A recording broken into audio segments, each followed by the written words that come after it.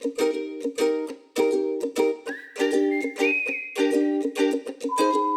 ikaw ay nasa bahay lamang, ang pag-aalaga ng manok ay maaaring gawin upang kumita tayo at makatulong sa pang-araw-araw na gastos. Kung paano po ay ganito. Kung mayroon ka ng manok, ibenta mo ang kanilang itlog, ang fresh egg, lalong-lalo na kung galing sa free-range chicken. Ang presyo nito ay mas mataas sa mga puting itlog sa poultry supply, mas healthier and safe kaysa sa nabibili sa grocery.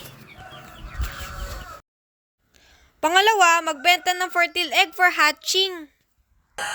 Ganito po ang ginagawa namin dahil marami kaming breeder. Pinipili po namin ang tandang na may maganda at malusog ang pagkakalaki at yun yung pinaparehas po namin sa ibang mga hens upang makapag-produce ng maganda at malusog na lahi.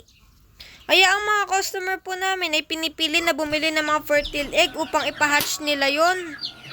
At gayoy magkaroon din sila ng ganitong uri ng manok. Malaki ang kitaan sa fertile eggs kung mayroon kang magagandang breeder. Next, number 3, magpapisa at magbenta ng sisiw.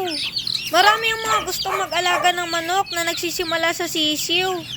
May mga day-old, week-old na nabibiling sisiw.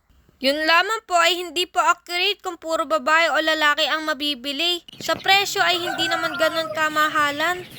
Kung sa pagpapapisa naman ay nandyan ang mga native hen na tinatawag na hen incubator na tumutulong sa pagpapapisa.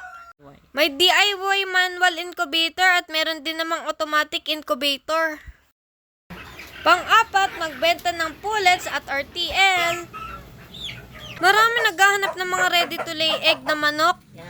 Mga nasa edad na 4 hanggang 5 buwan. Yung konting buwan na lang hihintayin ay mangingitog na.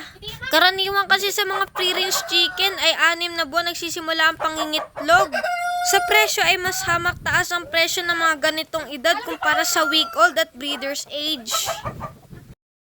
Pang-5, magbenta ng show-type birds. Maraming farm resort ang naglalabasan at naglalagay ng mga magagandang lahi ng manok bilang pandagdag attraction sa kanilang resort. Ilang sa mga ito ay ang mga fancy hen. Di mawawala ang ibang mga heritage breed na talaga namang mapapahanga ka sa laki. Pang-8, isakot ibenta ang mga manure o yung mga dumi nito.